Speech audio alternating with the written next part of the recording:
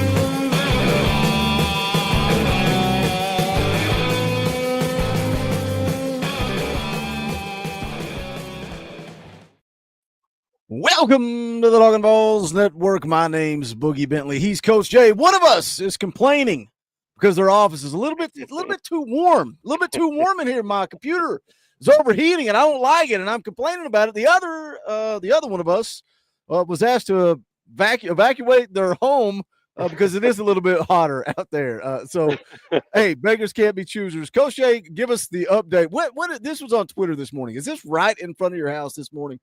Yeah, I literally just walked outside my front yard. I want to say it's at 5:30 a.m. this morning.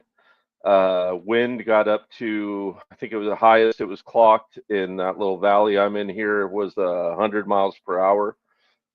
So it was cutting trees in half. I know I think I just recently posted a picture of a palm tree just straight cut in half, like a laser went through it. And I was telling Boogie before we got on here, there was literally avocados flying through the air, like projectile avocados.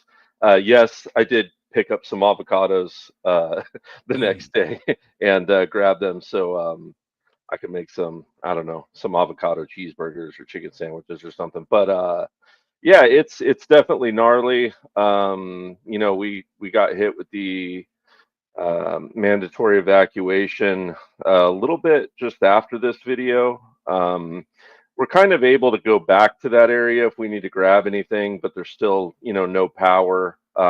Luckily, the winds died down, so it's not as gnarly as it was. So we're just praying for less wind tonight because neither of these fires are contained. And yeah, as Mr. Cold Lemon just said, 0% is contained in the Palisade fire or the Eaton Canyon fire, which is right next to me. And definitely sad, man. I already have a friend of a friend who is a firefighter, and he's in critical condition. He actually had a large part of his face completely burnt off. So definitely prayers up to their family. And I have several friends who have kind of lost everything right now. So certainly a trying time out here in California, no doubt. So we will pray for them, and hopefully my home makes it, and we can keep talking about the Power T here, which we all love to do. But I appreciate everyone's well wishes and prayers. I say it here all the time. Football is family, and whenever I needed y'all have answered that call beautifully. So thank you. Yeah, send those prayers up for Coach Jay, everybody affected out in California. I gave Coach Jay the option. I said, what are we going to do? Mrs. Boogie's pissed at me. She's like, why do you do this to Coach Jay? I said, I didn't do anything to Coach Jay. I gave him the option. I said, what do you want to do? He said, I want to talk ball. It'll be good for me. So that's what we're going to do. We're going to hang out. We're going to talk Tennessee football. We're going to walk through the portal. We're going to take a look at this roster for 2025. Maybe this coaching staff is satisfied with what they've got. We're also going to look ahead to the class of 26. We're going to talk some recruiting. What are you guys up to? Dean Wilcox is in the house. It says GBO. What is up, my friend? Andrew Fielding is here, dropping those custom Talkin VAWLS emojis. Bass Fisher in the house says GBO. Angry Titan is laughing at somebody, I'm not sure who. Shane Mountain says, let's do this, boys. Come on in, smash the thumbs up. I set a ridiculous goal because I knew we wouldn't reach it. I'm doubting you guys. I know you guys can't reach it. If we get to 700 people watching live, we'll give away two, three free shirts, whatever you guys want. We'll give away some free merch. So you got to smash the thumbs up. You got to share it out. You got to let people know that we are live. Angry Titan updated his membership finally. He said somebody in Colorado stole his credit card, and I said, I can't believe that Jordan Seaton would do that, but we appreciate Angry Titan getting back in the boat. He also drops a $5 super chat, says, Dorothy, clowns are chattering. What's the scoop? I don't know. You guys were talking in the chat before we went live about what certain clowns were saying, and those clowns were wrong. And yes, I'm here because I'm this guy. This guy is here to tell people when they're wrong, and that clown is wrong. So I don't know why you watched the guy in the first place. Luke Thompson for 2 says, Dorothy, appreciate you, brother. Thank you for the super chat.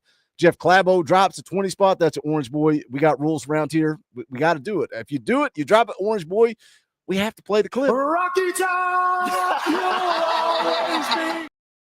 Jeff for 20 says, Coach Jay and wife Boogie, take that money to him. Man, that's a long way to drive to hand you a $20 bill. That is a long and then way. I got to take taxes out. I got to take the YouTube fees out. I'm pretty sure I'm going to come out in the negative on that, but I will head that way as soon as we wrap up this stream. Thank you, Jeff, for the super chat. We appreciate it. Sean Cross for 20. Rocky Top, you'll always be. Sean for 20, that's an Orange Boy. We appreciate it. Missed you last night. I was on a date. But I bet you were. Yeah, you were scared. And in the process of being scared, Knoxville Predator Catcher took the leaderboard. He is the clear-cut leader taking over. Man, you just missed out your opportunity. Nelson says, talking App State. It's App State. Appy State is disrespectful. It's App State. How about Christian Conyer committing to App State? Khalifa Keith committing to App State. Yeah, we can do that on another day. Let's get into it. I don't even know where to start. Let's just start with the transfer portal in general, because so many people out there are still in panic mode. They're still freaking out. They think this has been a complete miss. Now we've added Wendell Moy. It's so hard for me to say that because I want to say Mo. Wendell Moy Jr. We've added Amari Jefferson. Just what are your thoughts right now where we sit overall with the transfer portal? Guys we've lost, guys we've added, guys we could add.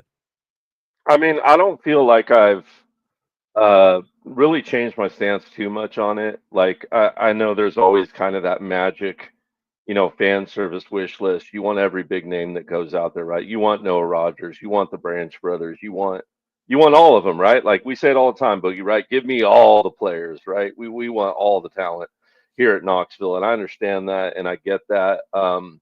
But this staff, I've said it for a couple weeks, has always gone about things a certain way, been selective. They've been kind of about marrying the right players, and at the end of the day, I trust this coaching staff, and I feel like I was shout out to Reed and Bacon, right? Pancakes and Bacon over there on RTI. I was listening to their thing, and I thought Kyler and Reed hit it right on the nose. So I'm going to steal it from them.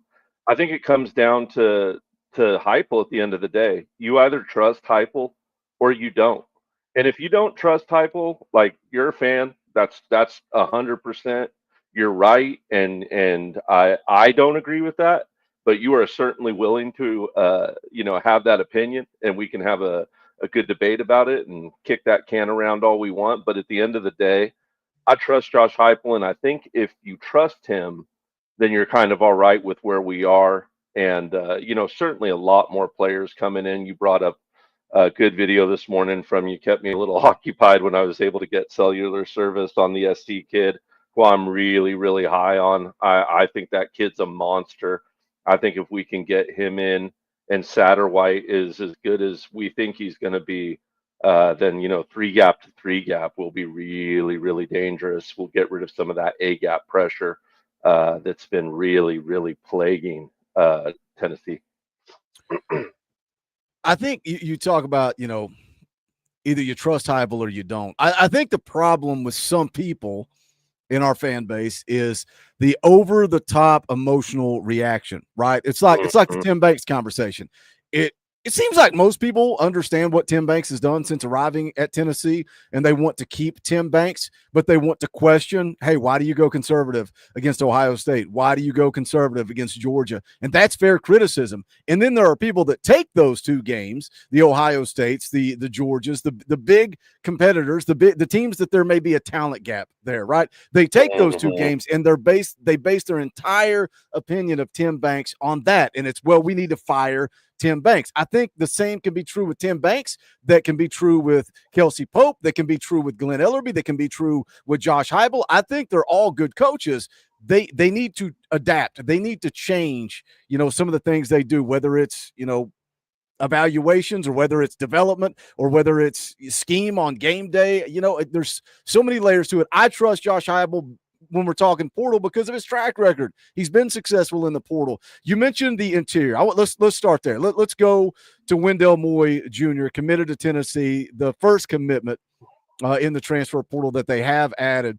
6'2", 339 interior offensive lineman, redshirt sophomore, 3-star coming out of high school out there in your neck of the woods, Long Beach Poly in California. This is from 247 Sports. Earned AP All-Second Team honors in the Pac-12 as a freshman. Impressive. Mo.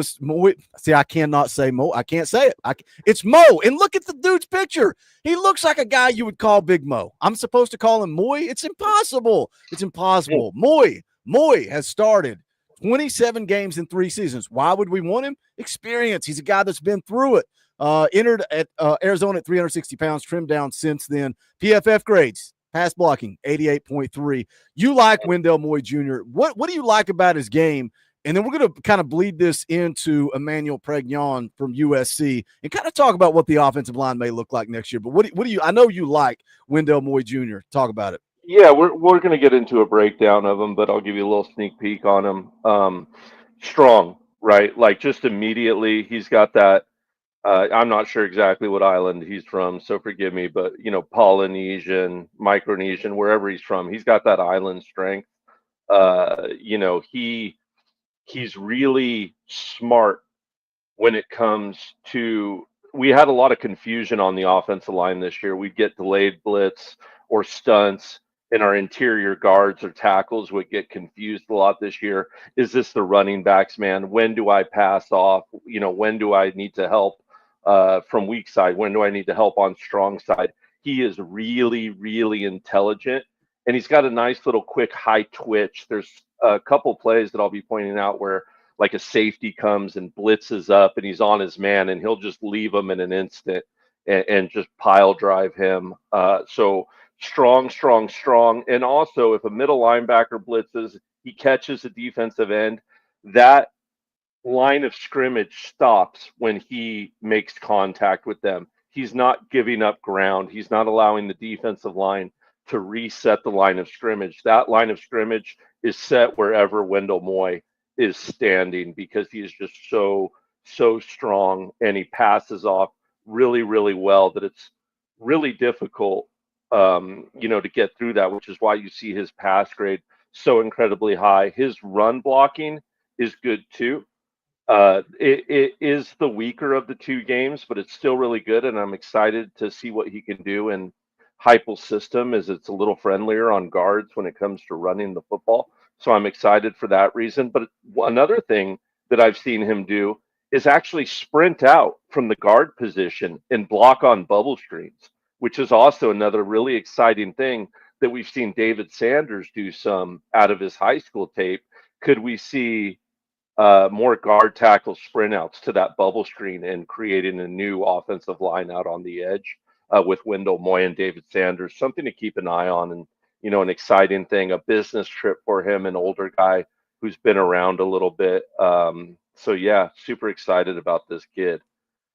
Somebody left a comment on this. I don't remember if it was this morning's video or recent video, and talking about the portal, and said, how come it's when we lose guys to the portal, we always say, oh, we didn't need them, we didn't want them, but when we get guys, oh, they're always a superstar. I think you got to look at the grand scheme of things. Why is Wendell Moy Jr. in the portal? I think a guy that's coming from Arizona, maybe he wants to switch over and play big boy football. Now, that's not to say Wendell Moy Jr. is not making money. Of course he's making money. That's part of college football in 2025. But I think he wants the opportunity to play on the big stage, to play in the SEC. Now, there's other guys that it's a cash grab. It's an opportunity to go make money. And this next guy that I want to talk about, I think that's exactly what it is for him, Emmanuel Pregnon. From USC. You mentioned him a little bit earlier. I think he's a guy, look, he could have gone off to the NFL. He's got 1 year of eligibility left. He could have entered the NFL draft. I think he wants one more shot to make a little bit more money, and maybe he wants to come play in the SEC, but he's the top-ranked interior offensive lineman in the portal, 6'5", 320 pounds, again, out of USC. He's a senior. I was watching the USC YouTube channel where they said, best offensive lineman at USC, hands down, no questions asked. Talked about his strength, talked about his athleticism, made Bruce Feldman's freak list last year. He is currently wrapping up a visit to Oregon. After that visit wraps up, he is scheduled to be at Tennessee. So we'll see how that visit goes. The Oregon mods over at On3 said that Oregon is currently the team to beat. So we'll see. Is my internet hanging in there? It's like flashing that it's dying. You're doing okay on my end anyway. Okay. All right. Yeah. So Oregon's On3 mod says that Oregon is currently the team to beat. This is going to be a bidding war. So when we talk about Tennessee being aggressive, Tennessee's going to spend money. Is this the type of guy that you would do it with, Coach Jay? Yeah, he is one of the guys I would do it with. I rate this kid really high. I know Tom, got a good look at him in the chat yesterday. I think he typed up a small dissertation for me on what he had seen so far against Penn State.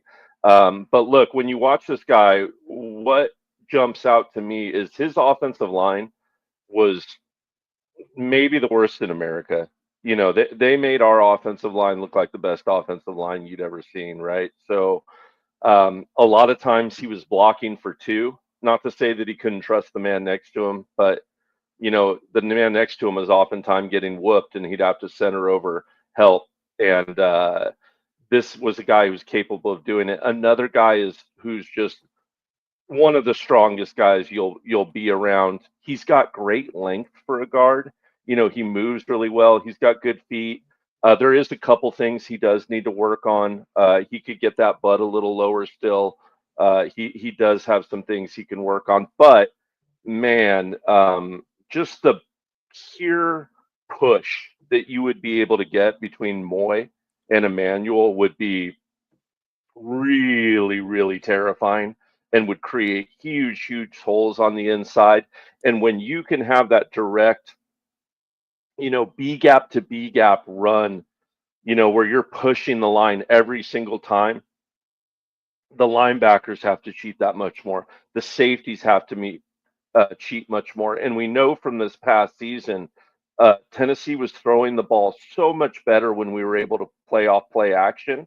I think that this will make that much more dangerous. It will get those secondaries, those linebacking cores, having to cheat that much more, having to blitz that much more. And then when they finally do blitz and we are in play action, the ability to pick it up, because that's also been a problem is when we have ran play action, we've been susceptible to A-gap pressure at times when Nico hasn't been rolling out of the pocket. I know, Oregon is taking a swing at him, but I think just the willingness to come on a visit after he made that visit. From what I hear, he's a really, really kind of humble kind of cat.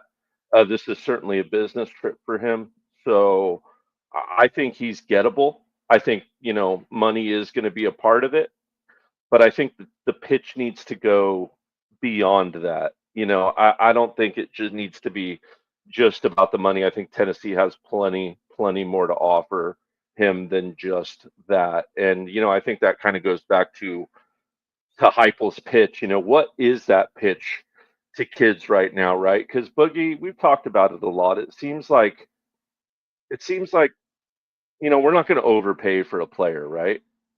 At no point has Josh Heupel been like, we're just going to crazy, like, overpay for the wrong player. Yeah, we'll bring out the pocketbook when it comes time, right? If you got the right player that they feel like fit.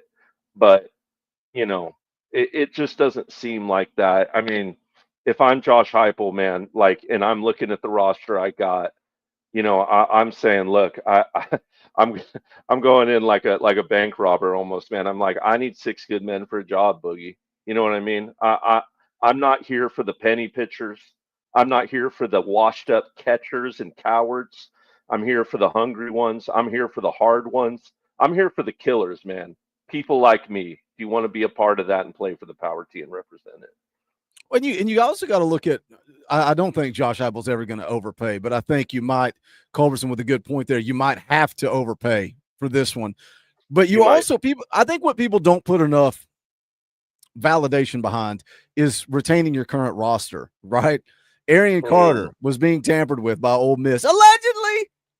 Guess what? He ain't leaving Knoxville. We saw what happened with Boo Carter. Like, I mean, he was all but going into the portal, and he comes back home. Like, you got a guy that is a freshman having to announce that he's coming back for his sophomore year. Mike Matthews certainly towed that line. He walked right up to that line, and, yeah, he said it wasn't about money, and I don't know that they even gave him a raise from his contract in 2024. But there was a lot of money spent to retain. Keep what you like. Keep the guys that were on this roster in 2024 on this roster in 2025. And that goes back to the guys that we lost. Like, I don't think there's anybody really that hit the portal. I think AP said that Chaz Nimrod may have been one that this coaching staff wanted back in 2025. But how much money did he want? How much money did Squirrel White want? What do those conversations look like?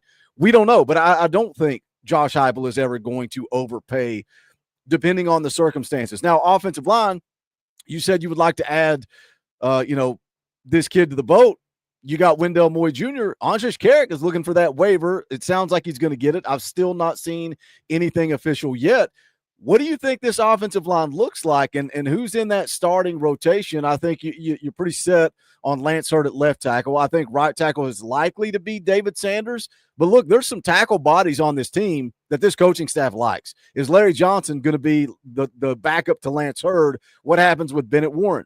He's an offensive tackle. What happens with Jesse Perry? Those are a couple of guys that this coaching staff said that they were happy with. When we saw that shift, do you remember in the class of 25, we saw that shift where they stopped really going after tackles and they started going after interior guys because they were satisfied with what they had on the outside. So let's say you're rolling out Lance Hurd. Let's say you're rolling out David Sanders. It gets interesting when you move to the inside. William Satterwhite at center, Andrej Karic if he's back, Wendell Moy Jr., and now the kid from USC, Emmanuel Percepcion.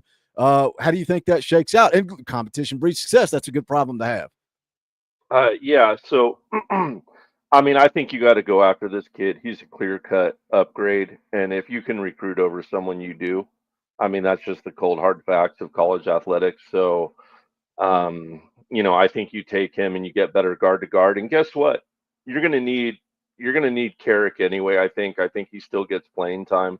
How many times have we seen Dane Davis out there? David Sanders is going to be a true freshman. Cragen was a kid who could, move to the tackle position. He slid out there at times last year for USC. So if you absolutely need him to, you can. But I do feel like they're happy with Bennett Warren. I was happy where Sham was. Now, Sham Umarov has had some injury issues, and we don't know if he's going to be able to kind of shake that, right? So you definitely need to hope for the best and plan for the worst with Sham. But kids like Bennett Warren, who you can put that red shirt jersey on, now they're a freshman. You're still looking at 4 years on them. Still, guys, it's the modern era. You might want to think about giving them some reps either way. Even if you like where David Sanders is, make sure you give Bennett Warren a little time. Give Sham a little time. Let these kids start to develop. You've let them get a little bit longer in the beard. Now let them go out there, snap up the chin strap and play ball. So when we talk about the offensive line, am I crazy to say this? Am I crazy to say the offensive line could be better in 2025? You're losing Coop. That guy's been the center at Tennessee the entire time Josh Heupel's been here. You're losing Spraggs, a guy that's played a lot of football for Tennessee. You're losing John Campbell Jr. You're losing some veteran backups in Dane Davis and Jackson Lampley. But because those guys were veterans, could the young guys coming in be better? I think this offensive line can be better in 2025 than it was in 2024. And that goes back to the conversations that this coaching staff had with Nico and his family, the conversations they had with Mike Matthews and his family. Like you gotta understand that they came in and said, we got to fix this offense. If I'm coming back here, you got to fix this offense. Josh Heupel gave them the answers they wanted, but I also think some of those answers are the talent. I think this offensive line can be better in 2025. So the sky is falling. Everything's on fire. Probably not the right time to say that. The world is not necessarily burning down, Coach Jay. But let's calm down. I think this offensive line in the grand scheme of things, while everybody's panicking, offensive line could be better. Yeah, I think it 100% could be better, certainly at the guard position and tackle position too. And Coop, look, I love Mays a lot, like a lot. Man, that kid had a lot of heart and he played his tail out. The absolute definition of a VFL, no doubt about it. But I feel like Mays, certainly John Campbell, we're playing with a lot of miles on him. Dane Davis, we're playing a lot of miles, and not necessarily good miles, injury miles, which chipped away at him. And I hear what Backflip Spaghetti was saying in the chat a little bit ago about, Lance Hurd being better. Lance Hurd missed a lot of time, and he was visibly out of shape for half of the season. And by the time he got in shape, it was big boy football. And I think it took him to get some time. Now, I think we need a healthy offseason out of Lance Hurd. I think we need him to be dedicated in the weight room in the offseason. I think he needs to take that cardio really, really seriously and get in good fighting shape and come out this year swinging. Because, Lance Hurd was blessed with this NFL body. But if you go into the NFL thinking you can show up out of shape, running around, standing up straight, being lazy, there's a lot of D tackles and a lot of defensive ends in the NFL that are going to make you understand why they call it the not for long league really, really quickly. So he needs to take it seriously. I think he can be great, but he just needs to rededicate himself, all of Jalen Hyatt, in the off season. We're going to continue talking about the transfer portal. We got some coaching stuff we're going to get into. Also, some class of 26. We got 358 people watching live. Smash the thumbs up. Let's double the audience. We double the audience. We're going to give away some free merch, 700 plus across both platforms. We'll give away, 3 shirts, something like that. We'll give away some free merch. So smash the thumbs up, share it out. We would greatly appreciate it. It's also a new year. New year means new leaderboard. We got the top super chat donors rolling across the bottom. How about Michelle gave almost $2,500 to the Fisher House Foundation during that charity stream? That scares me because that charity stream is right around the corner. And because you're insane, you said we got to raise $15,000. Is Michelle going to match her $2,500? Because that's ridiculous. That kind of makes the goal go from 15 to almost 17. I don't know that we can do it. Biggest single donation ever. James Moody gave $2,000 this year. Top donor of the year. Knoxville Predator Catcher with a $50 super chat. And then current live stream, the top donation, Jeff Clabo for 20. We appreciate you guys. It's a new year, new leaderboard. Thank you guys for all the support. Let's roll on. Let's go back to another position that was a priority in this this transfer portal cycle, and that was the wide receiver position. And the reason why, right, was the guys that left. Like nothing really concerned me as far as losses in the portal.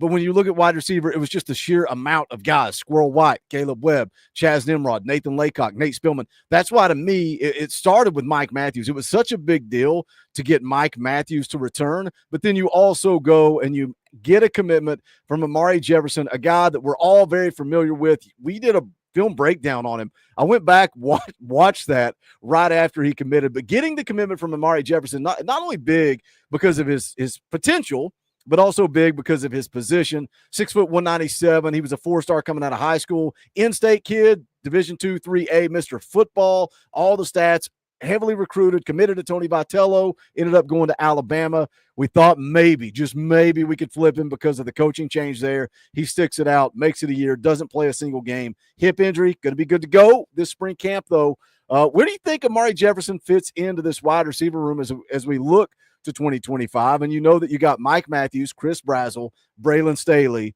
and now Amari Jefferson. How does he fit into this thing? 2 deep? You think he makes it to the 2 deep for sure, right? Because of bodies. If you guys want to buy a shirt that says Coach J is muted, you can go to bonfire.com/store/talkingballs. You muted yourself again. You unmuted. Oh, man, I must have my lungs filled with that fire smoke. Just speed, speed and more speed. Amari's a really fast kid. You mentioned Staley, right? We all know what a burner Staley is. Boo Carter, who I think we can do some really fun, imaginative things with, will be fun. Another kid, just speed. And more speed, Matthews as well. So I'm excited. I think that true speed is something that's, Thornton, you saw it, right? He was our most dangerous wide receiver, and I thought he was for a reason. Is quite simply, he was our fastest wide receiver, right? So you need that speed in the open field. I think Jefferson could fit that. I think you can see him play inside and outside as well. So he gives you some good flexibility from that standpoint if you're going to be a little short in that room. But we'll see how we end up rounding that out. Who still enters the transfer portal? There's still wide receivers in the transfer portal. How does that kind of shake out? What kind of depth pieces do we wind up with? But I think speed is going to be the name of that game, and allowing them a little time to get open with a better offensive line, certainly. Hondo T for 5 says, Mr. and Mrs. Snake Eater praying for you and your loved ones, brother. Hondo T, be careful. We'll send you out there to California. You're the real life Captain America. You're saving right. folks in East Tennessee and Western Carolina. We're going to send you out to California. Appreciate the super chat, brother. Coach Rice is in the house, drops a 20 spot. That's Orange Boy. Play the clip. Rocky Top, you'll always be. He says, yes, my biggest thing is, yes, we are retaining guys, and that's good and necessary, but have we really improved the roster that's gotten whipped against Georgia and OSU? Oregon got whipped, and they are killing it in the portal, addressing needs. Oregon also has unlimited funds. I don't know where, that's the biggest thing is we can't really argue money because nobody knows, right? So I can't tell you whether or not Tennessee's out of money. So you can't really have that talking point. And then to say, is this roster improved? I don't know. Is it? Because we've not seen Mike Matthews as a 1. We've not seen William Satterwhite at center. We've not seen Lance Hurd in year 2. We've not seen David Sanders. We've not seen some of these young guys. So it's hard to sit here and say, this coaching staff knows. That's why, again, either you trust Josh Heupel or you don't. So he sees practice. We don't. We were all screaming all year long, where's Mike Matthews? Where's Mike Matthews? Where's Mike Matthews? Maybe there was a reason he wasn't getting on the field. I don't know. We don't know. You don't know. That's the thing, is it's all speculation. We'll find out, right? That's the beautiful thing. We'll find out. But I also think I get it. It's year 5. It's year 5, and people are ready to take the next step. I think people are so quick to forget where we were at. Like the fact that we were 10-2 this year, that's just not good enough anymore. Well, we should have won a national championship. Nobody was saying that 12 months ago. Nobody was saying that in January of 2024. Nobody was saying, well, we're going to go win a national championship. All of a sudden, you make it to the playoff. You lose to one of the best teams in college football who also took care of Oregon. And now it's not good enough. That's what's so maddening to me is that I know that Ohio State game is skewing people's reality of what happened in 2024. Yeah, I think it is as well. Now, look, and this is something that, this isn't new. We've talked about on this topic on this channel before a couple times. We are getting better at filling our depth. We still haven't caught the elite teams in depth yet, right? When you look at our blue chip ratio, it's still sitting, I think, like 58%, something like that right now. So, we still have some work to do, certainly, in that regard. But, for me, and I know we can argue about this, I think Georgia's going to be worse next year. I just do believe that. I don't like where their quarterback situation is headed. I'm going to leave the branch part out of it because I've got a little information on that. And I'm going to disdain from talking too much about that one. But I just, I think Ohio State did do it the right way. I think they filled in a couple spots only with the right guys where needed. I want to be careful that I'm not going to the Ole Miss model. The Ole Miss model, in my opinion, isn't going to work and will never work, where you just grab every former 5-star and 4-star kid, throw them in there together at the last minute and, glue it together and call it an A+ collage. I don't necessarily buy that either. And I want a sustainable program as well. You start bringing in a lot of these kids, you create some problems too. And you see it with Oregon. They let a 5-star quarterback go recently. I mean, really with Rashada, Georgia did too. I don't think he was going to play, but you got those kids going because all of a sudden they're getting passed over by a guy from Nevada you brought in, right? A guy from Tulane you brought in at Oregon. And I just think, ultimately we learned the lesson the hard way this year a little is you got to start playing some younger guys a little more in this modern sense and era. And I don't think necessarily just throwing in your best guys from Timbuktu University is going to cut it. I think you need to sprinkle in, you need to build it with recruits the right way, and then sprinkle in your Caleb Downs, sprinkle in your Dylan Gabriel, sprinkle in those kind of right fits for the system. I think Heupel's onto it. I just think we need to hit it a little higher ratio at the high school level for his plan to fully come to fruition. Trying to decide which direction to go with this. I'm really trying to just not yell at somebody in the chat right now. I'm so exhausted. Oh, I haven't even been watching it. I'm just so exhausted with the narrative. I'm so exhausted with the narrative of don't pretend like this was a 10-2 team. It was 10-2. It was 10-2. They were 10-2. College football playoff. It's so comical. We talked all year long about how everybody kept moving the goalpost. Well, it's not this team. It's not that team. You can't play like this and beat that team. Tennessee continued to do it. They continue to do it week in and week out. And yeah, they lost. Guess what? They lost to Georgia, one of the best freaking teams in the country.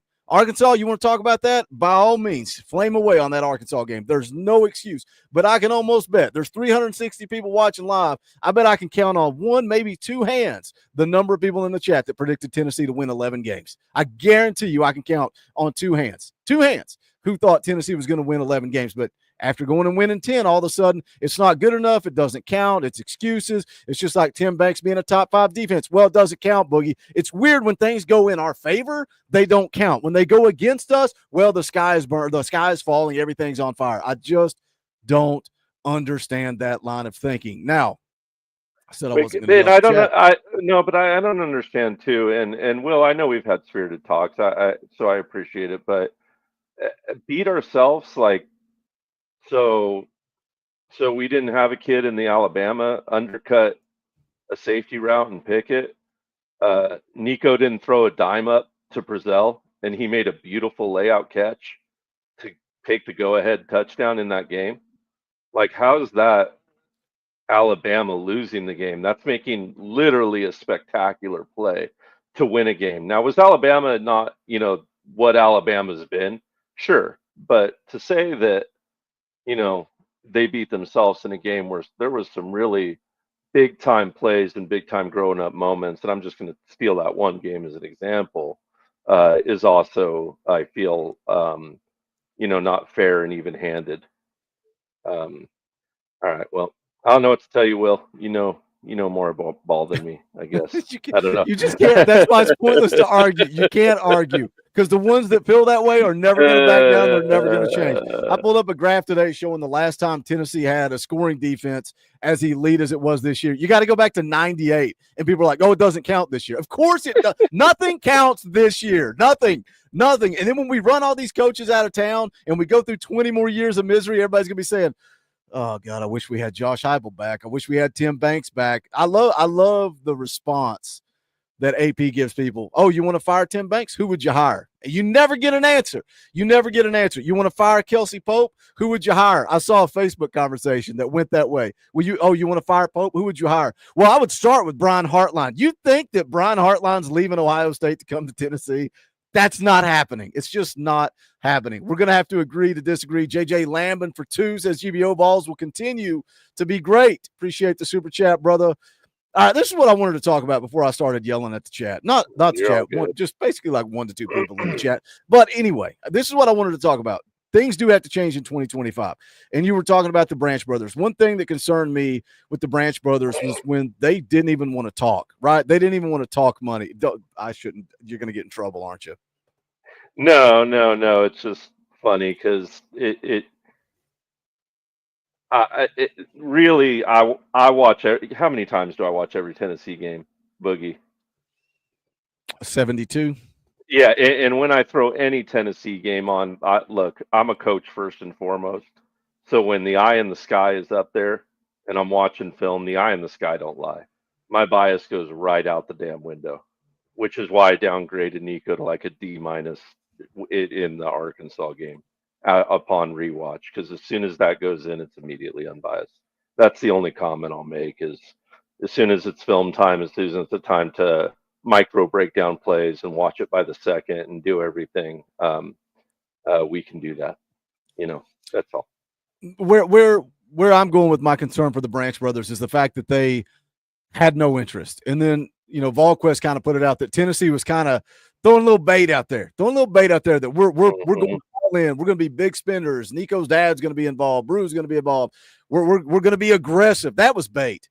That was bait to try to lure in either the Branch brothers, to try to lure in other wide receivers to say, hey, Tennessee's for real. Tennessee's going to spend money. The Branch brothers had no interest. Why? I would say that's because of the lack of success in the passing attack in 2024. The same reason why Nico went and sat in Josh Heupel's office and said, what are you going to do? What are you going to do at wide receiver? And again, this is me speculating. I wasn't in there. I don't know what that conversation looked like, but I can only imagine it was, what the heck are you going to do to protect me? And who the heck am I going to be throwing the football to? I need those answers. And that's fair for Nico to do that. Supposedly, what I've seen, Nico ain't making a penny more this year than he made last year. So it was about ball. It was about, what are we going to do to move this offense forward? Mike Matthews, when he's flirting with the portal, he was afraid Nico was bouncing. That's what started it all. But then guess what? Because of the holiday, because of the weekend, he had time to sit and think. And throughout the course of that time, he had conversations with his coaching staff. What are we going to do to get back to 2022? I was here. I was in town. I visited for the Alabama game. I saw Jalen Hyatt running free the entire game. Where's that offense? Where's that at? So Mike Matthews, Nico has concerns. So the Branch, Zachariah Branch has concerns. So I think it's across the board. There are questions about Tennessee's passing offense. Do you think we're going to see something change in 2025? Because I think when you look at who they attacked in the portal, getting 2 guys on the interior, I think they're serious about protecting Nico. Now, can these wide receivers be better than that bunch last year is a big part of it. Yeah, and look, they have to be, right? Nico was taking too many shots sitting back there in the quarterback position, no matter kind of what your stance is on him. I think we can all sit here and agree there were plenty of plays where, he got hit backside in under 3 seconds, or he took a concussion because he had too much A gap pressure, B gap twist pressure, just passive pressure in general. So yeah, you got to protect him. You can't have your quarterback out there taking concussions. And we all saw, when Nico had time to spin the ball, he spun the ball, right? So you gotta protect him. He took too many injuries out there. We were worried about broken ribs at time this year. We were worried about possibly a torn shoulder blade at times this year. We were worried about his concussion this year. I mean, already there, that's three things I don't want to hear as a coach. And you have to wonder, being in that room, being in Nico's camp, these are injuries that could end your career, that could, end that ability to take that step to the next level. So from just a pure business standpoint, if you don't feel like you can be protected back there, and you feel like you're going to get hurt and your game's going to end, and you're in this current climate of football where you can change that, then why wouldn't you? That's only fair questions for Nico to ask. I kind of said it all along, and as you know, Boog, it's no big secret. I kind of have a little bit of a relationship. I can tell everyone in here right now one thing that's not a huge secret. Nico did not want to go anywhere. If Nico went somewhere, that would have been because the camp felt like he wasn't protected and he can, flourish and be who he needs to be. Let me catch up with a couple of super chats real quick. First, JJ Lambin's been a member for 27 months. We appreciate that. If you like what we do, we need your help in the offseason. Hit that join button down there. You see all these people in the chat that got a Power T beside their name. They love this channel. They support this channel. That's what gives us the opportunity to do this thing full time. So we appreciate your support. If you like it, hit that join button. It's only $1. You tune in every time we're live or when we drop a video. Show us a little love. We would appreciate it. Honest E's been a member for 15 months. Got in late. How's the wildfire situation, Coach Jay? Hondo T follows that up and says, California needs volunteer firefighters. I am in. I am a Tennessee man. Coach Jay gave an update at the beginning. Did have to evacuate, but hopefully things are okay with the humble abode. Rod for 5 says, I don't think you can not get, say, 5 to 8 high-level players out of the portal like all others, top 10 programs, and I pay monthly to aspire for our NIL. I don't know, man. It's so like, I don't know, because I'm sitting here like I can see both sides, Rod. I can see both sides, and part of me says, hey, maybe Tennessee dropped the ball in December. Maybe they dropped the ball in December because they thought there would still be some targets available. Maybe they spent too much time focusing on Ohio State, but it's hard to argue that. But then on the flip side, you went out and laid an egg, so it's like, well, that worked out well, but. According to VolQuest, December was spent focused on Ohio State and focused on retaining your current roster. I don't know what the NIL funds look like. I have no idea. Are we out of money? We've had the conversation on here before. It's easy to sit here and brag about being an everything school until you need money for NIL. You think that baseball team's cheap? And let me tell you something. Baseball's not making any money. That baseball team only has uniforms. They only have cleats. They only have bats. They only have balls. Because this football team provides it for them. That's the only way they have anything. They come out in the negative every year. I don't know about basketball. I don't know how much money basketball makes, but football is the cash cow. And when you're talking about a national championship baseball team, you're talking about a basketball team that made a run deep into March Madness, SEC champions. That ain't cheap. That costs money. Is that taking a toll on your football NIL? I have no idea. No clue. Yeah, I mean, it's all coming from the same pot. How quickly will we start paying players directly from the university? I think I saw that Virginia Commonwealth started paying their basketball players directly for the university. So that's coming. It's going to be impossible for us to monitor that as a fan base and to know all the information. And Heupel's already been that kind of guy who, look, he don't tell you about injuries. Right. You don't hear about that kind of thing. They keep a lot of things under wraps. I guarantee you we don't hear all of it. I also guarantee you that there's backdoor conversations happening. You don't think they know that they probably had Amari Jefferson in the boat at the beginning of December? If you don't if you don't think that, I got a brand new non-burned down house I can sell you right up the hill for Dude, that was in my notes. Do you think Tennessee is tampering right now with somebody that's still in the college football playoff? I'm going to say 100% yes. Yeah, 1,000,000%. I think they were with many other teams. Now did something materialize in all those situations? Maybe not. Once again, it's all just shooting from the hip and speculation. But those backdoor conversations are happening. I know they're happening. I talk to a lot of coaches out here. I can promise you they are happening weekly. And this just goes back towards all season, guys. This isn't something that's happening at the end of the season. This is happening early in the season, in the middle of the season, late in the season, during spring ball, after spring ball, you name the time of year.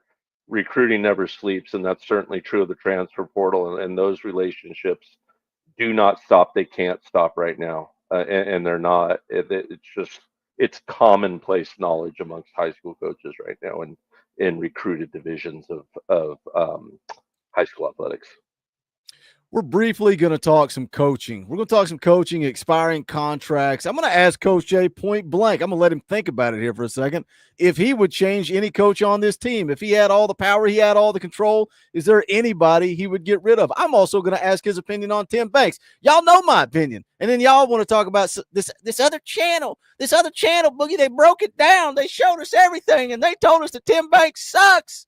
I'm going to ask Coach Jay what he thinks about Tim Banks. But first, I need y'all to do that YouTube stuff for me. Smash the thumbs up. Quick, free, easy. I would appreciate it. Go check out the Talkin VAWLS merchandise. You can go to bonfire.com/store/Talkin VAWLS. We got a brand new State Pride camo hoodie that you guys demanded. So we've got it. We've got rivalry shirts, whatever you want. You can be offensive. We got a shirt that says Buck Fama. But if you don't want to be offensive, we got a shirt that says Beat Fama, beat Bama, beat Fama, beat Bama, beat Florida, beat Georgia, FUGA, Colt member, whatever you want, it is there. Bonfire.com/store/Talkin VAWLS. We got almost 400 people watching. If you guys share out the link, we magically get to 700 people.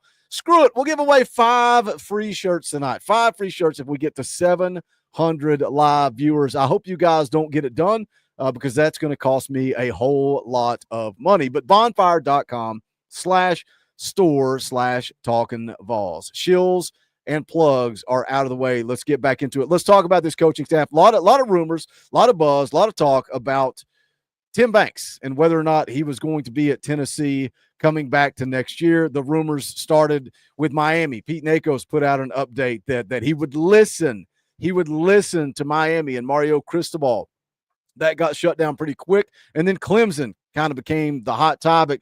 You can see the tweet there on the screen from Scott Hamilton. He's some type of journalist in South Carolina, says sources say Tim Banks out as a candidate for the Clemson defensive coordinator job. I think this was all leverage. I think this was all money. Tim Banks, one of the 3 coaches whose coaching contract expires at the end of the month. So I think Tim Banks ultimately ends up back at Tennessee. How do you think this plays out? Leverage deal and just your thoughts on Tim Banks, 4 years at Tennessee. I think he's done an awesome job turning the defense around. I don't think you can look at the numbers as a whole and say anything otherwise. He just has. Like, we've gotten better on every single level of the game. Now, there is a but here, and that but, you all know it's coming. Where is Tim Banks in the big road game? Because it's not like we're seeing the same game plan, that we see week in and week out in those big road games. We're not. We're seeing a completely different base, soft, marshmallow, was Kobe call it Charmin. We're seeing Charmin on the road.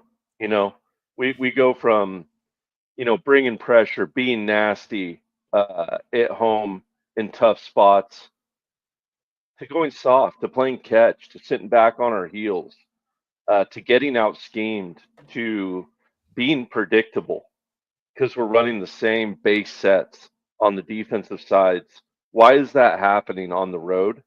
We need some good self-evaluation because it is happening.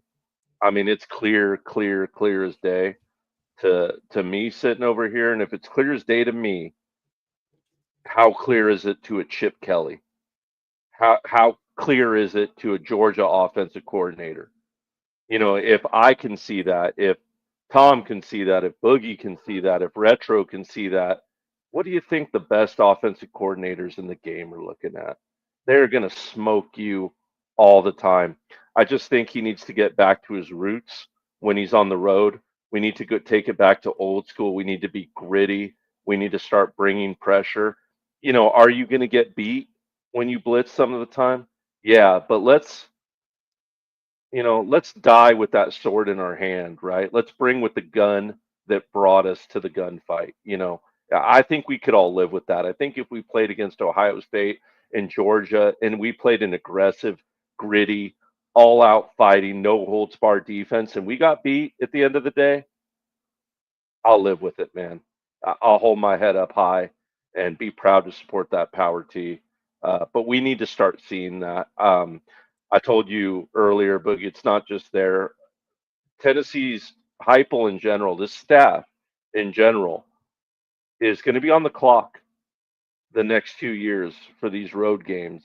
And it's only going to get heavier and heavier the longer it goes until you pull out a big road win.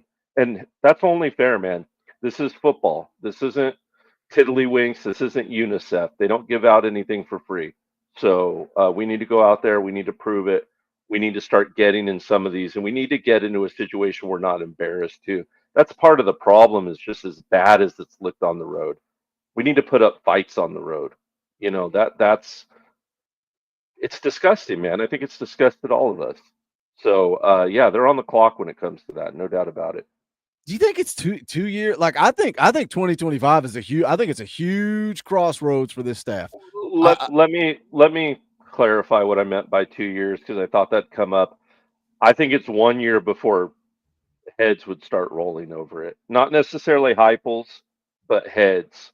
2 years, and Heupel's going to get some really pointed questions really quickly as well. Especially if the games are ugly. Especially if you go out there and look like you did, at Ohio State or Arkansas or something like that. Then we're going to have questions. You lose a brutal, tough game where your defense, played their butt off on the road, or the offense looked good in synchronization, and you just got beat in a tough road environment. I think a lot of us would shrug our shoulders and go, it's the SEC. But I do also think you need to find a way to win one. I just think it goes back to the conversation with the Branch brothers and Mike Matthews and even Nico. I think people are taking notice. That 2022 season went a long way for recruiting. What wide receiver wouldn't want to play in this offense? How many times did I say that after that 22 season? And now it's we need to see some spark on offense outside of running the football. You led the conference back-to-back years, but we need to see that spark. We need to see that excitement. It'd be interesting to see if Josh Heupel goes back to tempo and starts going up tempo again. I don't know. That's why I'm like, I'm with you. I would not fire anybody on this staff right now. But Glenn Ellerby, I'm watching you. Kelsey Pope, I'm watching you. We'll see what happens. And this was such a good comment, because we keep yelling and arguing and fighting with each other. Where did it go? Culberson had a great comment about the defense, and now I can't find it. That's not it. I'm going to find it, because I think it applies to not just the defense, but across everything. There it is. This defense used to be an absolute liability. We've improved a ton, but we still got a ways to go. I think half of this fan base, I don't even know if it's 50-50, but I think there's this side over here that understands where we were at and where we want to be, but we're not there yet. So we're happy with 10-2. We're happy with getting to the college football playoff. And we also understand that we have to take another step. We understand that this offense needs to improve. We understand that this defense needs to improve. And then there's this other side that doesn't want to look to where we came from. It doesn't matter. All that matters is the here and now. We were in the college football playoff. We need to win a national championship. There's no patience. And that's why I always go back, and nobody wants to talk about it, because nobody wants to go back and talk about what Josh Heupel took over and where we were at. It doesn't just happen overnight. It takes time to rebuild a program that was at absolute rock bottom, a program that was fighting to win 6 games. And not only was it a program that was fighting to win 6 games. It was a program that was fighting to win 6 games and lost half of their roster to the transfer portal when Josh Heupel come in.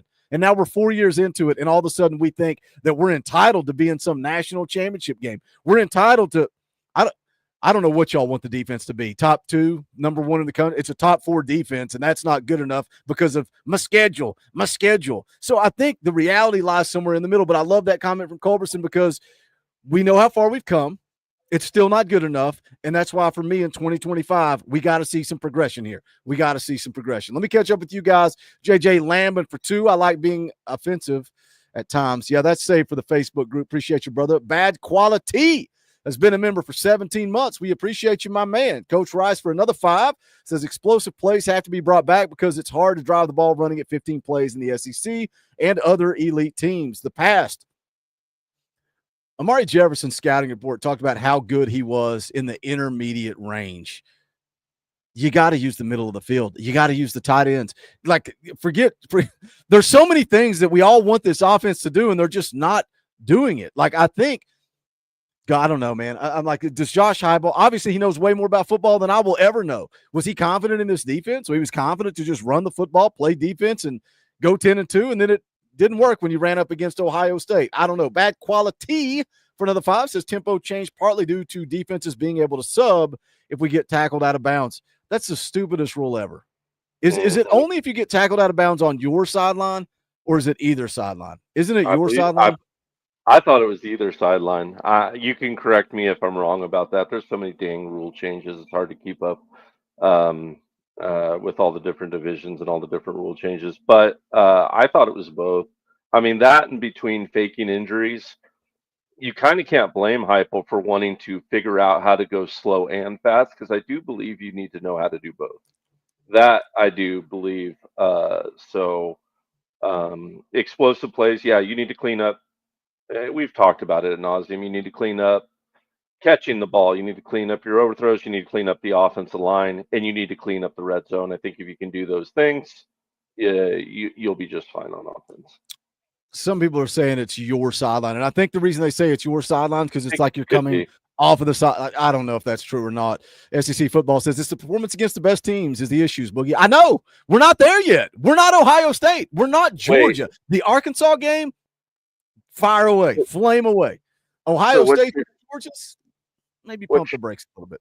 What you're saying is it's harder to perform well against the super elite teams? Is that am I Come on, boys. Hey, maybe by the time football season rolls around in 2025, we'll have won this thing back. We'll have brought everybody back on board with peace and harmony and happiness towards the future. Michelle is in the chat. She drops a 20 spot. That's an Orange Boy. We'll play the clip. Rocky Top, you'll always be. Shout out, Michelle. We appreciate the super chat. The lurker, the Queen Lurker, is in the house. Let's talk about this one. I don't want to talk about Kelsey Pope. We've talked enough about it. Mike Eckler, rumored to be involved with the special teams coordinator position at Nebraska. You can see Skurs News tweeted it out. Where the news came from is Steven Sibble. He writes for the Nebraska On 3 site. Here's the quote from him. Mike Eckler, and I don't think Mike would mind me saying he's interested. He would do it. Now, that doesn't mean he's going to get hired.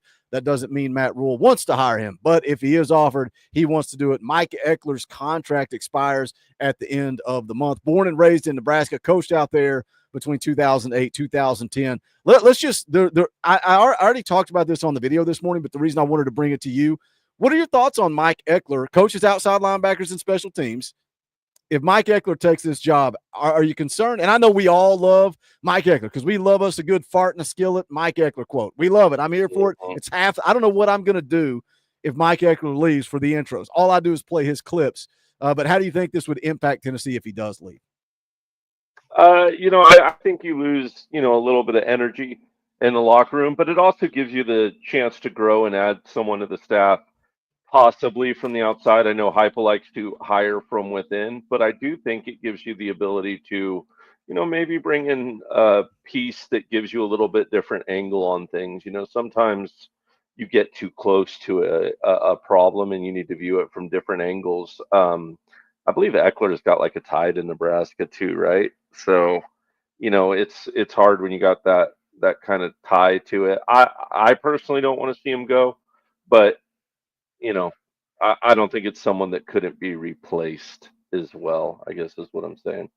Yeah, I think So Coach yeah. Chop would definitely be the replacement there. My question would Mm, be, who then takes over special teams?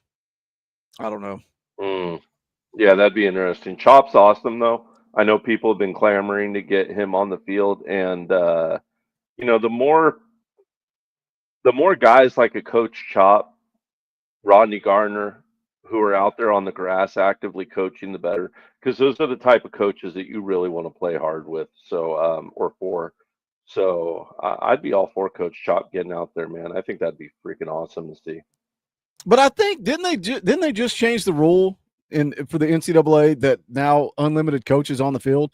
So I think Coach Chop can technically do drills, I provide didn't even think instruction. about that. Yeah, But I didn't think about that. what's the money difference between being an analyst and being an on-field coach? I don't. Yeah, that's what Sure, Voice for Radio and popped in. As soon as I said that, Voice for Radio said the same thing. Yeah, I think so. no, I was just gonna say, and then you know when you're running endos and you're working with people, you don't want to have too many differing voices out there as well. You want concise, pointed, directed instruction for your players. So you know, even though you can have 30 coaches on the field, doesn't mean it's the best thing for you. You know, certainly, I think Florida had more assistant coaches than anyone and still can't line up and kick a field goal without 12 men on the field. So more is also not always better. Let me catch up with you guys being very generous with Super Chats. Coach Rise with another 2 says, Coach Chop and Heupel, 20 minutes from my house today. I saw that. Nelson was posting that as well. Coach Rice for another 5. Tempo can't be the main game changer. We have to be more multiple on offense in today's game. Evolve multiple formations and personnel and motions is a must. Volunteer Tennessee, been a member for 6 months. Appreciate that support, brother. Louisiana Vols, been a member for 21 months. Have I been missing videos and streams or something? Haven't seen Coach Rice anyways. GBO, he's in the chat. Say hello, Coach Rice. Todd Landers for 5 says, late fee. I was playing with my 3-year-old granddaughter. How is everybody? Appreciate that. Thank you for the late fee, Todd. We're doing fantastic. Hanging out with you guys, talking a little ball football. Angry Titan for 2.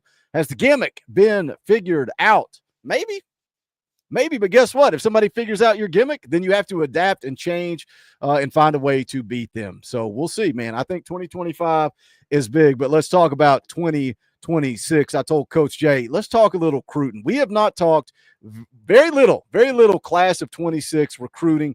Tennessee's off to a great start, though. 3rd, according to the On3 industry rankings. I get it. It's early, but you got a 5-star quarterback in the boat. You got some elite talent in Tyreek King. He's a top 150 guy. Carson Snead, top 300 guy at tight end. Brandon Anderson on the interior of the offensive line, also a top 300 guy. Then you add Tyson Bacon, Braylon Outlaw, Tyron Evans, just committed just recently, a couple of 3 different 3-star prospects. Man, when I posted out that Evans had committed, you're always going to get your 3-star U comments.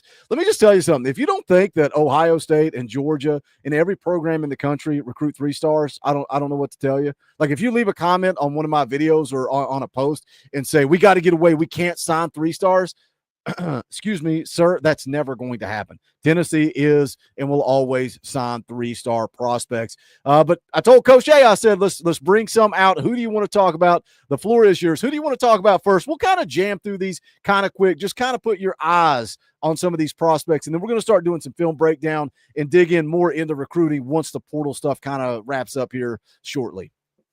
Well, like an idiot, I left my notes in the other room. But let's talk. So do you want me to pick one? Okay. Yeah, the kid from Webb in Tennessee, the wide receiver. We can talk about him, maybe Roush. There's a couple kids. No, this is who you want to talk about. Where did he go? Joel Wyatt. Joel Wyatt, 4-star wide receiver, in-state kid, 70th overall in the country, 10th best wide receiver, number 2 prospect in the state, in-state kid. I can't believe you picked this one and I didn't. I like to talk about those in-state kids. 6'4", 185. What do you like about this kid? I like him a lot, man. You know, he real big body, big frame, but moves really well. he and I'm not saying he's either of these players, all right? So don't instantly clip me here. But it's almost like he, if Cordero Patterson and Megatron, like, you created a football player out of those two guys in a lab. He plays really, really big and tall and with a lot of strength and moves really, really well. I don't believe for a second that he's 6'4". I think this kid's more pushing 6'5" or 6'6". Certainly plays with it. Big catch radius, strong, big, long strides, can turn a little bit into a lot really quick. Player that can not only stretch the field for you, but can be a possession wide receiver and also is going to be able to block for you. I really, really like this kid's game. Had a chance to watch a lot of film from him. Excited about him. Think he could be a big time player for Tennessee, and I think we sit in a pretty good spot for him too as well. If I'm not mistaken. Did his film have? Yeah, I think Tennessee. I think it's right there. Yeah, it's right there. Is the leader. Did his film? I can pull it up. Did his film have much defense? I tried to do it on the StreamYard screen instead of going to this screen. Did his film have much defense in it? No, not from what I watched. I believe, which is just this people swimming in an infinity pool, I guess. But because I'm waiting on it to load because you've already got a couple of wide receivers committed. The guy that I'm going to talk about next is Tristan Keys. There's talk that Joel Wyatt could flip over to the defensive side of the ball. So we'll see how. I'd be interested to see where they put him. You see how it just effortlessly strides, through the defense. It's almost like he's moving in slow motion. There you go. There's a little bit of him playing kind of that star safety, strong safety.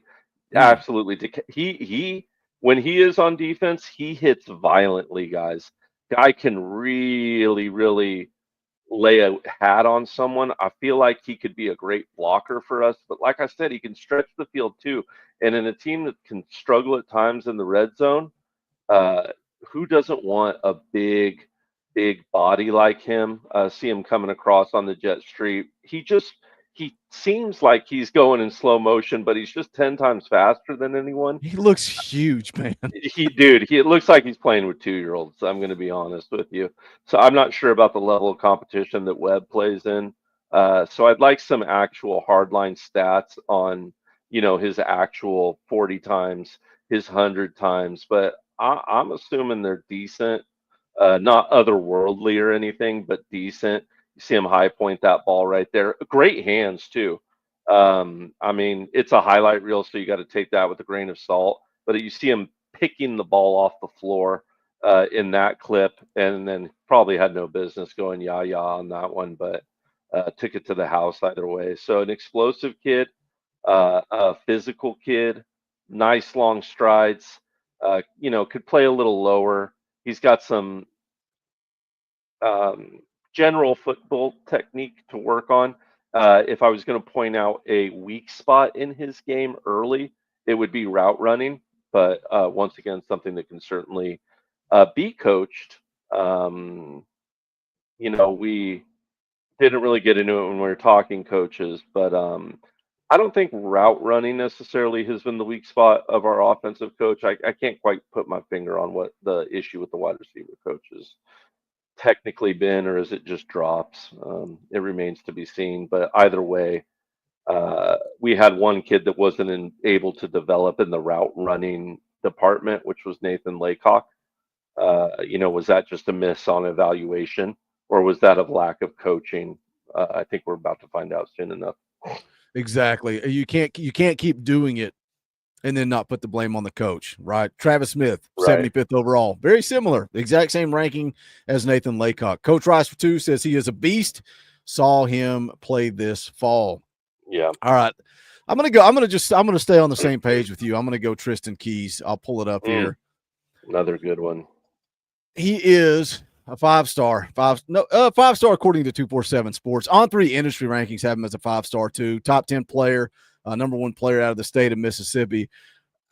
I've got a scout. I've got a whole bio on him, but I'm not going to read it. But he was one of the top performers at the Under Armour All-American game earlier this month. Charles Power put out this coming out of that All-American game, said he turned in a strong week of practice at Under Armour, backed up by a solid showing in Thursday's game. 6'2", 285 pounds with good length.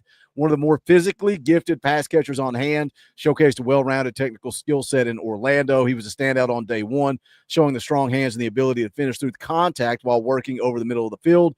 In addition to being a catch point maven, Keys ran good routes along with capability to pick up yards after the catch. I'll throw his highlights up here on the screen too after we get some type of ad.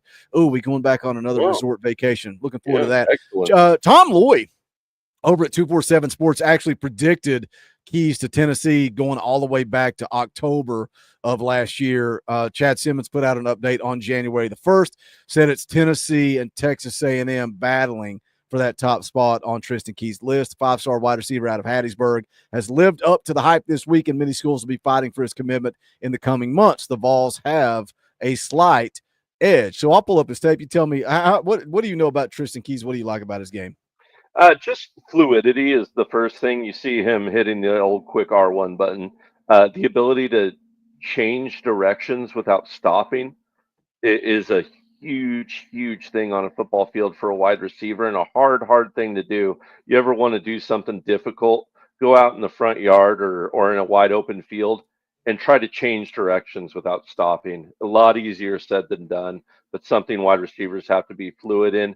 Got a nice hesitation. He's got, switch hezi, pull hezi, all the different tools in the tool bag, if you will. You see him get a little physical there on the push off too. Kind of guy that can make you miss in a phone book.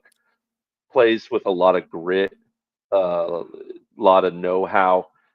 Great route runner, so he comes a little bit more ready to run routes out of the box, if you will. Great, catches the ball with his hands and brings it into him. A real true playmaker, and could be a difference maker for Josh Heupel and some of this elite quarterback talent that we've been compiling here on Rocky Top over the past few years. For some of the misses we've had, it certainly hasn't been at the quarterback position. And as far as recruiting, blue chip guys have gone. All right, jump over. Give me. You can give me the rundown. We could just blast through them. Who else did you have on? You don't have your notes in front of you, do you? Yeah, I had the Roosh kid. We can start with that. Yeah. The edge player, I think he was the last one I texted you. Gosh, I can't think of his name off the top of my head. I got Braden Rouse, Zach Groves, Jacquez Wilkes, Kamari Brooks. Yeah, we can do Kamari Brooks next. Braden Rouse, good-looking kid. We don't have film here. We need to keep loading that linebacker room. You guys have seen how important it is to have linebackers who can play in space, who are intelligent and can play in pass coverage. Braden Rouse fits this. He's high on Tennessee. He plays with a lot of physicality, really smart player, reads guards, reads eye candy really well. And in a league where you're getting more and more eye candy from coaches like Sark, with coaches like Kiffin, Billy Napier even will give you a lot of eye candy with a lot of, orbit, motion, jet sweeps, things of this nature. Rouse is really good of not getting tricked up on this, really good at picking up his secondary read if his guard tackle triangle footsteps is wrong. And when I talk about that, for those of you who don't watch the breakdown, I mean, when a guard takes a step, like say he takes a step downhill, we're usually reading something like, just like a draw or a dive, or if a guard pulls, you probably have counter action or jet sweep, student body left. But what coaches are starting to do is run misdirection against what your offensive read normally would be. So as a linebacker, we have secondary and third keys that will tell us when the guard step or offensive tackle step is a lie.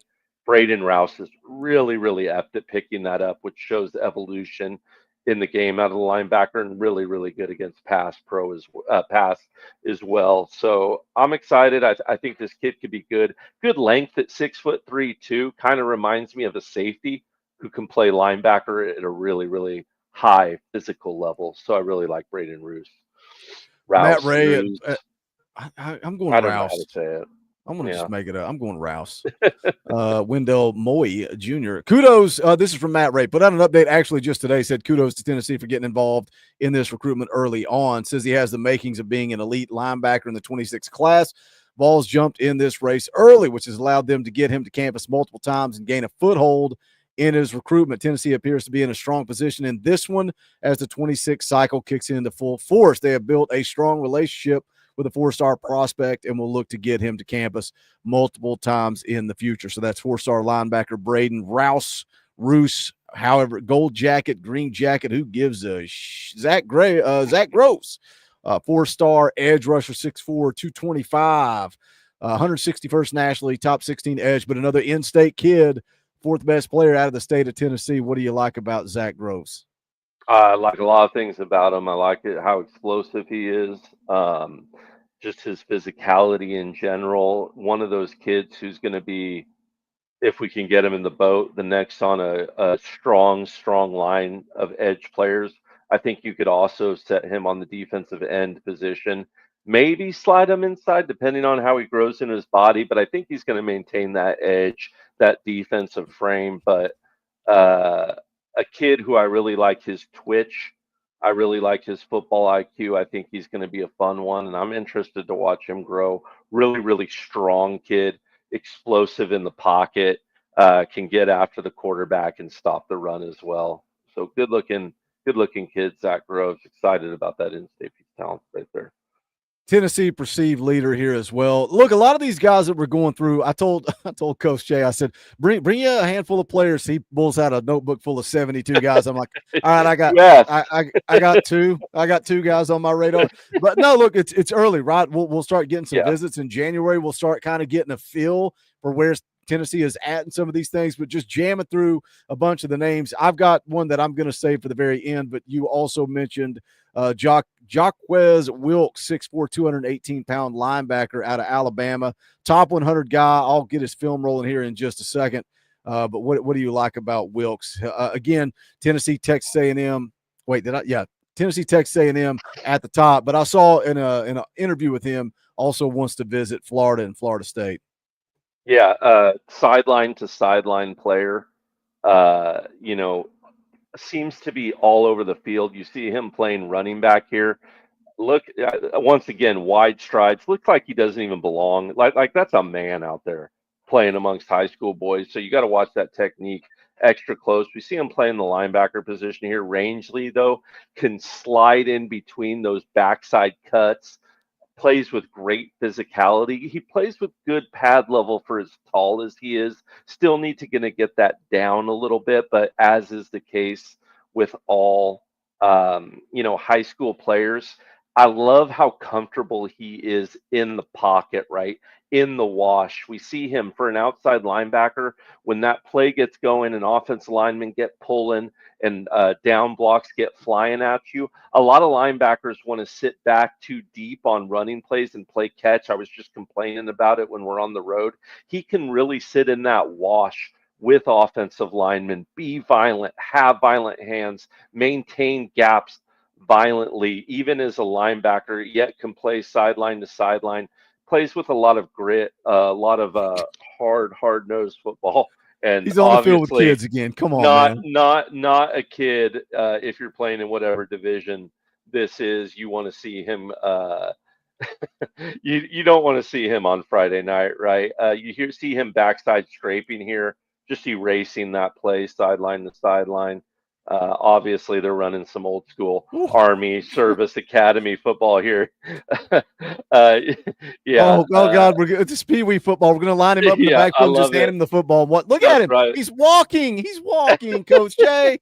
He's walking. Yeah, but look how deep he was in the wash on that last play. I love that on an obvious run play. You know it's not an RPO or something like that. He can sit deep in that wash. He can be disruptive and violent, almost be like another defensive lineman in there as a linebacker. Now, one thing you're not going to see on this tape, I can't talk. One thing you don't see on this tape is him in pass protection. He can stop the run. He can play sideline to sideline against the run. He can line up off the edge and go kill the quarterback. can he defend the pass? Is he going to be smart enough against those RPOs? Certainly got all the athleticism you need to do so. About to kill this poor kid. But we'll see how apt he is to picking up the IQ side of the game. Not saying he can't do it, just saying I haven't seen it out of his film yet. All right, we're going to take a look at one more player because he is the next guy that should be coming off the board. That's Gabriel Ascenda. Yes, 3-star U, Boogie, 3-star U. That's right. But I want to talk about Gabriel Ascenda because he's scheduled to make his decision coming up this Saturday at the Navy American All-American Bowl. Transferred to Chattanooga out of Clearwater, Florida originally, but transferred to Chattanooga ahead of the 2024 season. He's going to make a decision between Florida, Georgia, Minnesota, South Carolina, and Tennessee. But he's gotten, like, I always go back to offers because of the 3-star U thing. And also, look, it's early in the cycle. I think it's very interesting that he's ranked 365th. That's 365 is not a 3-star. That's a 4-star in the grand scheme of things. So it'll be interesting to see where his ranking shifts or moves as he goes through his senior season. But also, I think evaluations are going to be updated over the coming months. But again, I always go back to the offer list. You got offers: Ohio State, Texas A&M, UCLA, Washington, Ole Miss, Missouri, Kentucky, Florida, Auburn. It goes on and on and on. The offer list does not lie. Been to Tennessee a lot. Visited 3 different games last year: Florida, Alabama, Kentucky.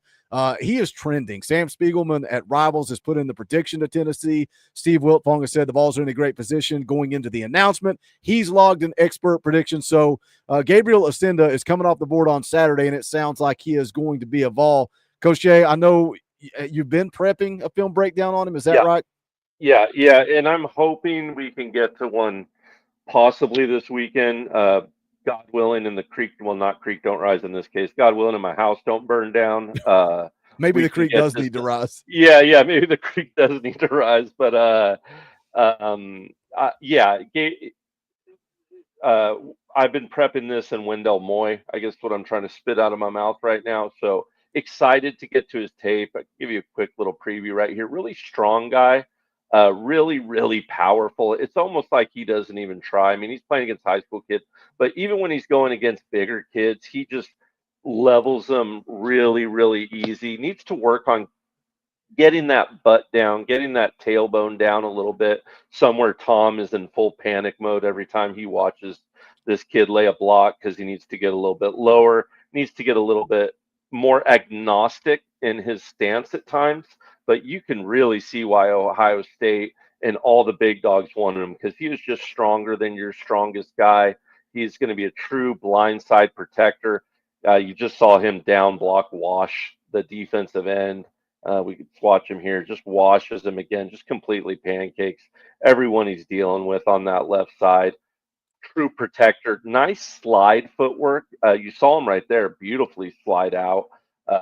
Step, slide, step, kick slide, step, finishes pancakes, plays with a nice intensity and kind of that nasty streak you want to see your offensive lineman play with. Reminds me a little bit of Spraggins as far as mentality goes.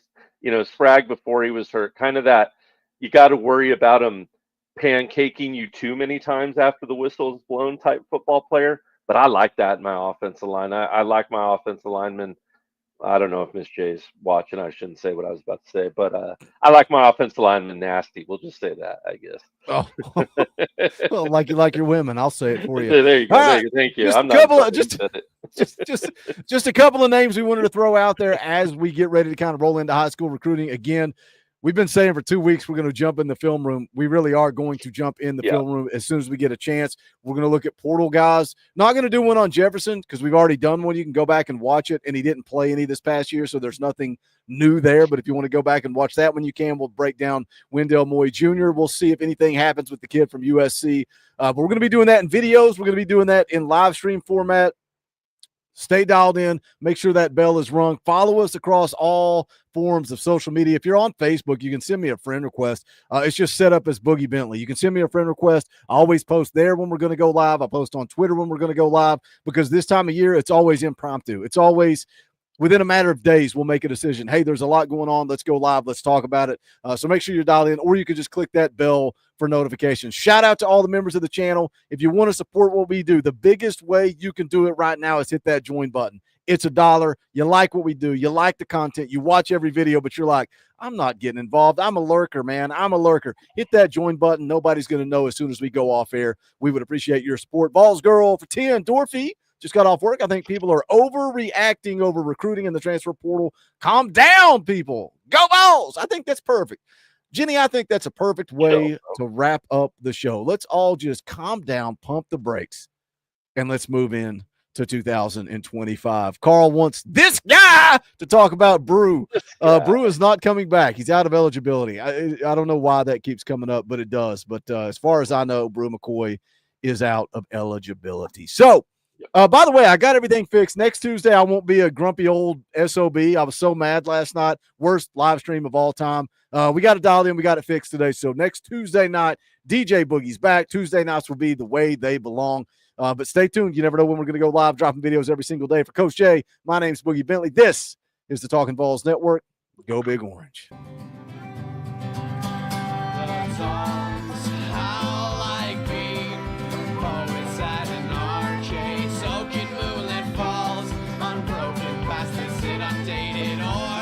That we